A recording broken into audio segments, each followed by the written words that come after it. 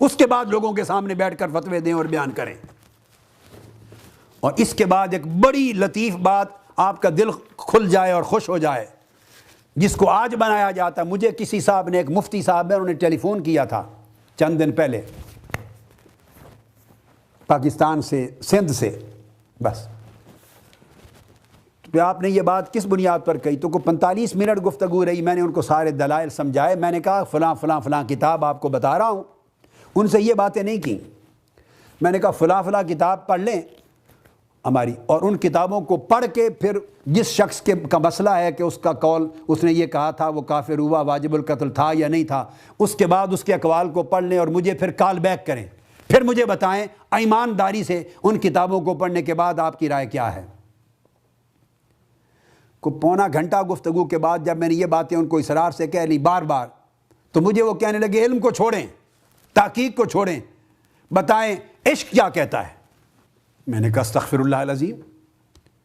عشق قرآن و سنت کے علم سے اندھی چیز کا نام ہے؟ یہی تو سارا مرنا ہے کہ آپ نے بازیچے اطفال بنا دیا ہے دین کو۔ پھر اس کے جواب کہتے ہیں آپ تو عاشق رسول ہیں، عاشقان رسول کے جذبات مجروح ہوئے۔ میں نے کہا میں قاضی ایاز سے بڑا عاشق رسول نہیں ہوں،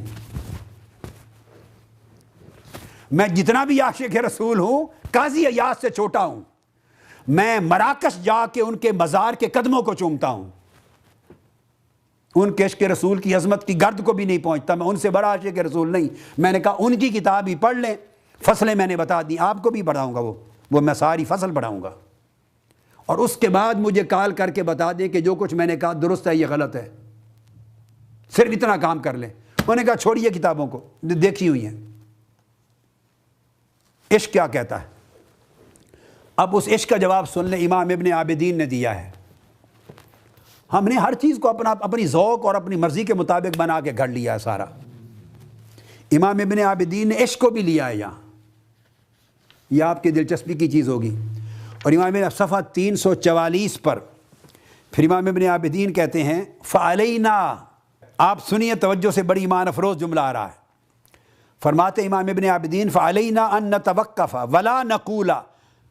ہمارے اوپر یہ واجب ہے کہ ہم توقف کریں اور یہ بات نہ کہیں، مفتی صاحب کہ یہ بات نہ کہیں کہ محبتنا لنبینا تقتضی ان نقتلہ من استطاع علیہ۔ یہ دین کا، علم کا، تحقیق کا، شریعت کا، فقہ کا، اصول کا، قواعد کا، ضوابط کا معاملہ ہے دین کا۔ امام ابن عابدین کہتے ہیں کہ ہمیں یہ نہیں کہنا چاہیے کہ رسول پاک سے ہمارا عشق و محبت تقاضا کرتا ہے کہ ہم اس کا سر قلم کر دیں، اس نے گستاخی کی ہے اس کو قتل کر دیں، ابن عابدین کو نکال دیں۔ اب ابن عابدین عاشقوں کے ساتھ ہیں یا گستاخوں کے ساتھ ہیں؟ اگر ایک سیکنڈ میں لاہور، گجرات، کراچی تک اگر یہ فتویٰ لگ جاتا ہے کہ جو بات آپ کی رائے سے مختلف کہہ دے وہ گستاخوں کے ساتھ ہو گیا، اور جو آپ کی بے عقلی کی بات کے ساتھ ہمدردی کر دے وہ عاشقوں کے ساتھ ہو گیا، تو ابن عابدین کس کے ساتھ ہیں؟ وہ کہتے ہیں جب یہ مسئلہ آئے تو ہمیں یہ کہنا ہی نہیں چاہیے، یہ خلاف دیانت، خلاف امانت علمی ہے کہ محبتنا لنبینا صلی اللہ علیہ وسلم تقتضی ان نقتل من استطاع علیہ، کہ حضور کی محبت اور عشق کا تقاضا ہے کہ ہم قتل کر دیں، اس نے ایسی بات کیوں کی؟ آگے جواب دیتے ہیں، وہ فرماتے ہیں لأن المحبت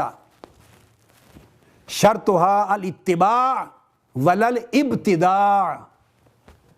فرماتے ہیں حضور کی محبت کی شرط اتباع ہے، بدعت نہیں ہے،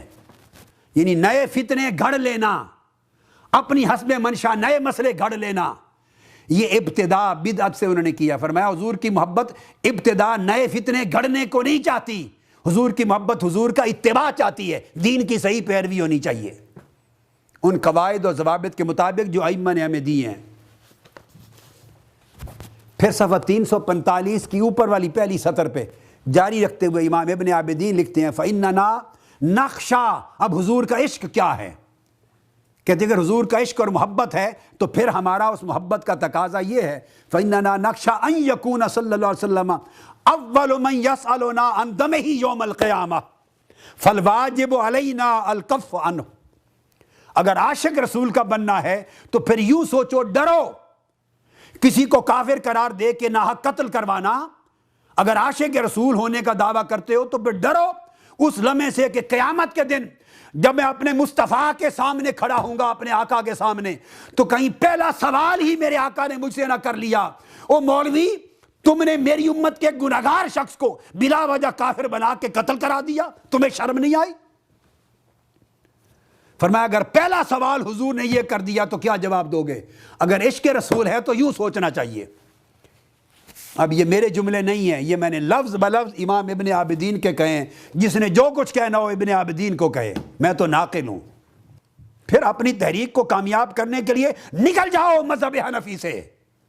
یہ دھوکہ بازی دجل و فریب ختم کر دو۔ کوئی تعلق آپ کا نہیں امام اعظم ابو حنیفہ کے ساتھ،